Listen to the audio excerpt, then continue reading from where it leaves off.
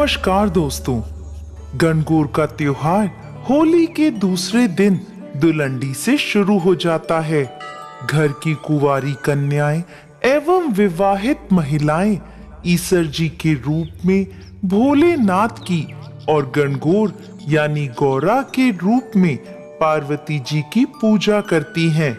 पौराणिक मान्यताओं के अनुसार गौरा जी होली के दूसरे दिन अपने पीहर आती हैं और उसके 18 दिन बाद ईसर जी उन्हें लेने के लिए आते हैं। इस पर्व में ईसर जी को जीजा जी और गौरा को बड़ी बहन के रूप में गीतों के माध्यम से पूजा जाता है।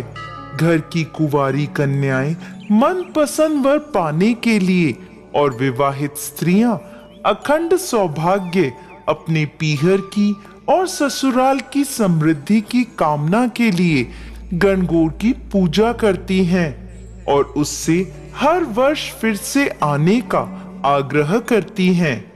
गणगौर के पर्व की पौराणिक कथा के अनुसार एक समय भगवान शिव और माता पार्वती को पृथ्वी पर भ्रमण के लिए आना था। शिव जी ने पार्वती जी से पूछा, आप 12 महीने के रास्ते से चलेंगी या 6 महीने के रास्ते से? तो पार्वती जी कहने लगी, मैं तो 12 महीने के रास्ते से चलूंगी। तब भोलेनाथ माता पार्वती से कहने लगे, संसार के लोगों के दुखों को देखकर आप कोई भी हट नहीं करेंगी। पार्वती जी मान गईं। तब भोलेनाथ माता पार्वती को लेकर आगे चलते हैं। रास्ते में देखते हैं कि एक घोड़ी कष्ट से विलाप कर रही है। उसे देखकर पार्वती जी भोलेनाथ से पूछती हैं, प्रभु इसे इतनी पीड़ा क्यों हो रही है? तो भोलेनाथ बोले, पार्वती जी इसके बच्चा होने वाला है और यह दर्द में है। उसकी पीड़ा देखकर पार्वती जी बोली, यदि मां बनने में इतना कष्ट है तो आप तो मेरे गांठ ही लगा दें। शिव जी कहते हैं, अभी आगे चलिए। तब वह दोनों आगे चलते हैं। रास्ते में एक राज्य आता है। वहां दूर दूर तक शांति और उदासी फैली होती है। वह उदासी देखकर पार्वती जी गांव के लोगों से पूछती हैं, यहाँ सब इतना उदास और शांत क्यों है? तो गांव के लोग कहते हैं, हमारे नगर की रानी मां बनने वाली है, इसलिए हमारे घर में उदासी छाई है। पार्वती जी सोचती हैं, मां बनने में इतना कष्ट है। वो शिव जी के पास जाकर कहने लगी, प्रभु आप तो मेरे गांठ ही लगा दें। भोलेनाथ कहते हैं, पार्वती जी यदि एक बार आपके गांठ लग गई तो दोबारा खुल नहीं सकती। अभी आप आगे चलें। वह दोनों और आगे बढ़ते हैं तो देखते हैं रास्ते में एक गाय के पीड़ा हो रही थी। उसकी पीड़ा देखकर पार्वती जी फिर बोली, प्रभु मां बनने में तो इतना अधिक कष्ट है, आप मेरे गांठ ही लगा दें। पार्वती जी हट करने लगी। तब विवश होकर शिव जी ने पार्वती जी के गांठ लगा दी। अब वो दोनों आगे बढ़े तो एक गांव में पहुंचते हैं। उस दिन गणगौर का व्रत था। बगीचे में गांव की औरतें गणगौर का पूजन कर रही थी। पार्वती जी को देखते ही वह सब उनके पास आ जाती हैं और उनका पूजन करने लगती हैं।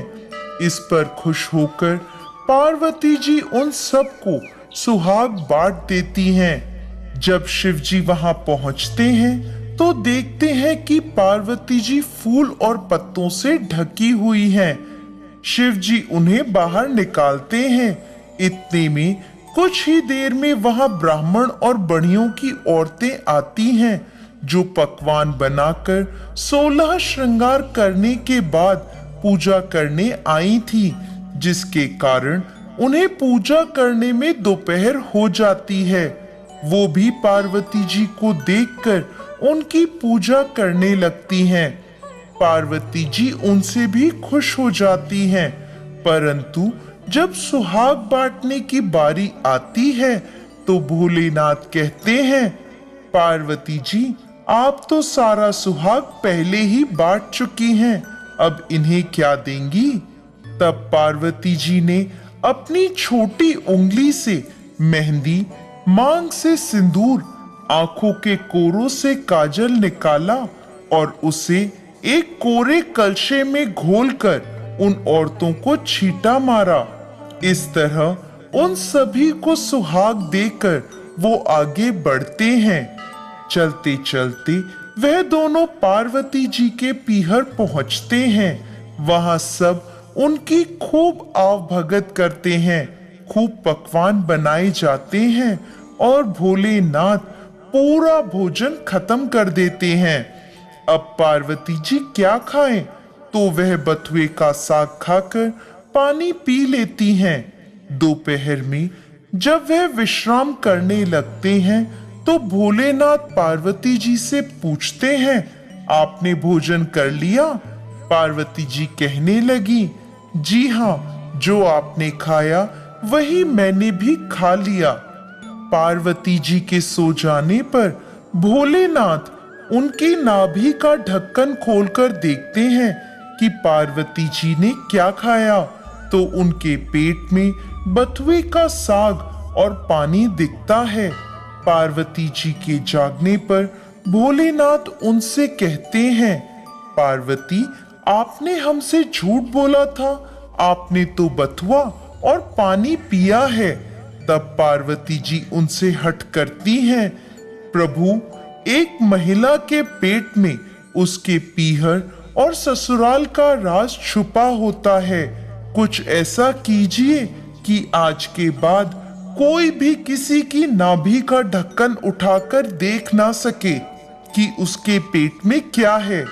पार्वती जी की इस बात पर भोलेनाथ उन्हें वचन दे देते हैं। अब वह दोनों वापस कैलाश पर्वत की ओर निकलते हैं तो रास्ते में गाय अपने बछड़े को लाड कर रही होती है। यह देखकर पार्वती जी भोलेनाथ से अपनी गांठ खोलने को कहती हैं। शिव जी कहते हैं, पार्वती मैंने आपको पहले ही कहा था गांठ मत लगवाएं, लेकिन आपने तो जिद ही पकड़ ली थी। अब आप आगे चलिए। वह दोनों आगे बढ़ते हैं तो राजा के गांव में खूब ढोल नगाड़े बज रहे होते हैं, मिठाइयां बांटी जा रही होती हैं, लोग खूब खुश और नाच गा रहे होते हैं। पार्वती जी उनसे पूछती हैं, यहाँ क्या हुआ? तो सब बताने लगे, नगर की रानी के यहाँ बेटा होने की खुशी का जश्न मनाया जा रहा है। इस तरह वो आगे चलते हैं तो उन्हें घोड़ी भी अपने बच्चे के साथ खूब खुश नजर आती है। यह देखकर पार्वती जी फिर शिव जी से कहती हैं, प्रभु मेरी गांठ को खोल दें। पार्वती जी जिद करने लगती हैं तो शिव जी कहते हैं, मैंने आपसे पहले ही कहा था गांठ मत लगवाएं, यह मृत्यु लोक है, इसमें हर चीज आपको लुभाएगी। परंतु आप नहीं मानी, आपने जिद पकड़ ली। पार्वती जी फिर हट करने लगती हैं।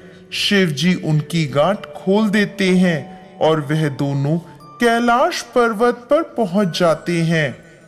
हे भोलेनाथ, जिस प्रकार आपने पहले माँ गौरा के गांठ लगाई, इस प्रकार किसी के भी मत लगाना, और जैसे बाद में गौरा जी की गांठ खोली वैसे ही सबको संतान सुख प्रदान करना।